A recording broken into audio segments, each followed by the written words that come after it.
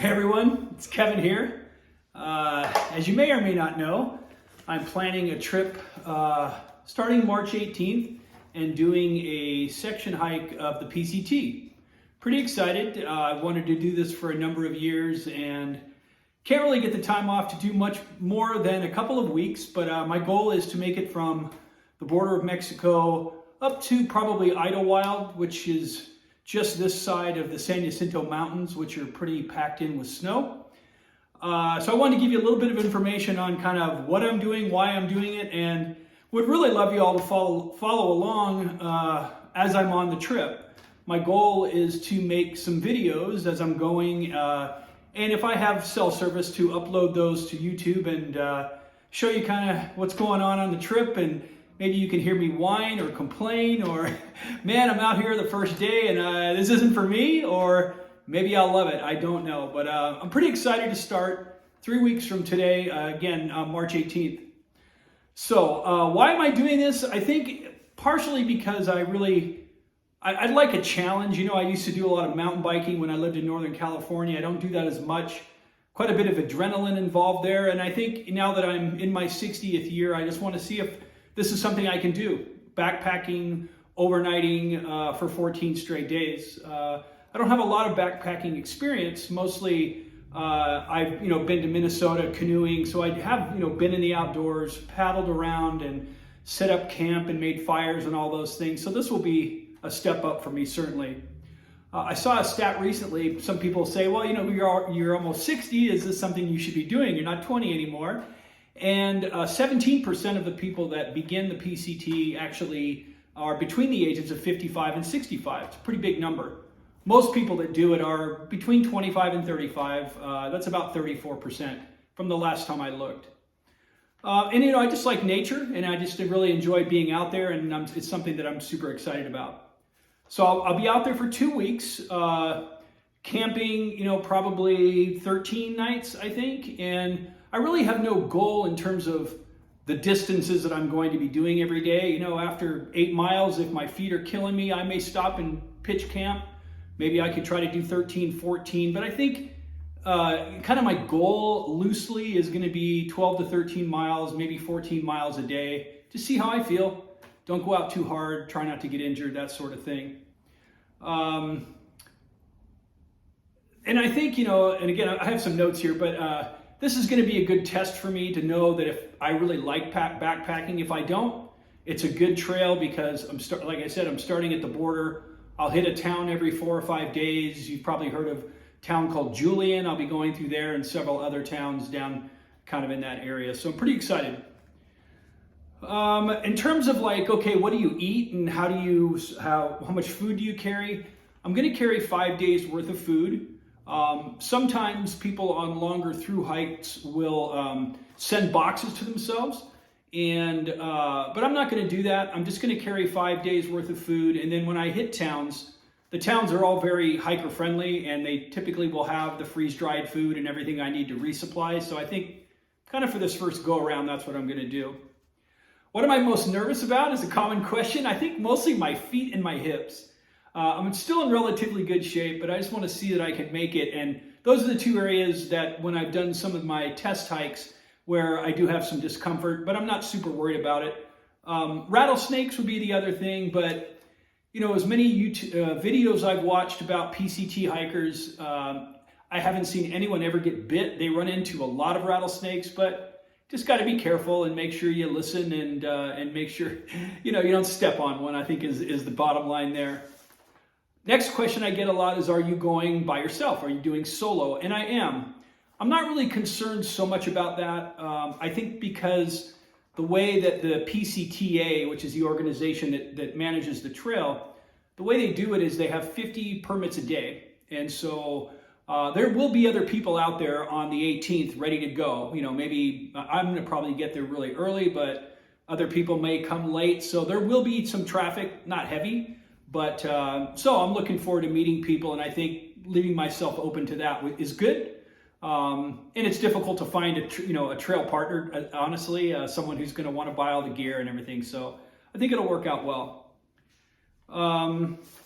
Let's see, a couple other things are, big questions are, so how much gear are you taking? What's the weight of your gear?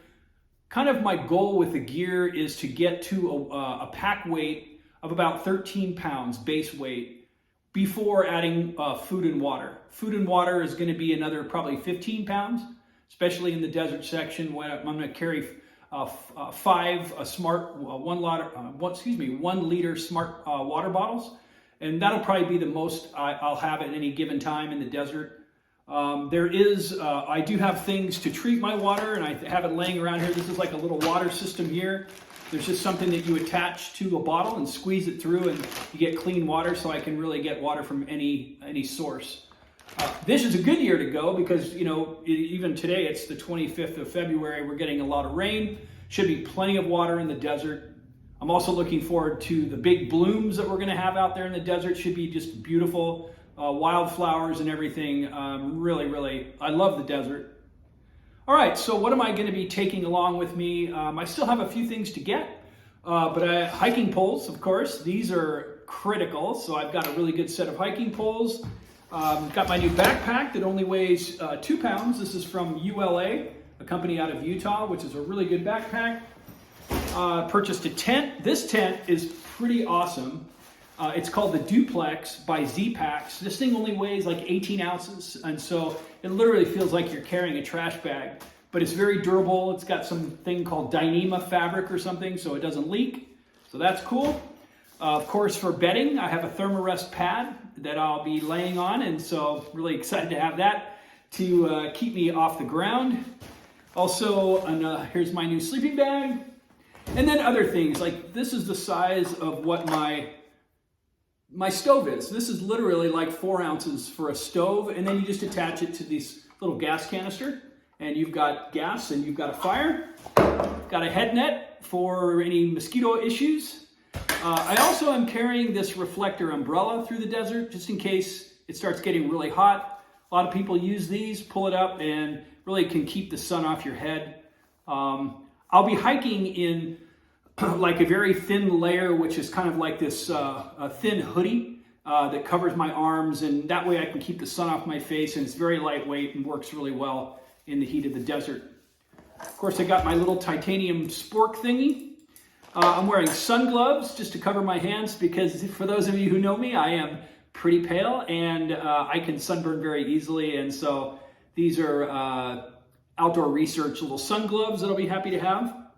I've got a pack that has my map, my permit. This is where I'll keep all my money, my credit card, and everything like that.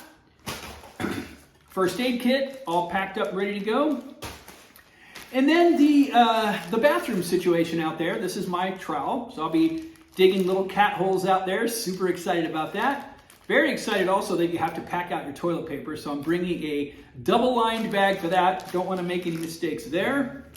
I've got a whole bunch of like Gatorade, vitamin C that I can add to my water to replenish my electrolytes. This is a pack with all my electronics. I've got a headlamp in here. That's a really nice one. I also purchased this kind of mega charger. This by a company called Anchor, and this will charge your cell phone like 8 different times. So it should have plenty of power.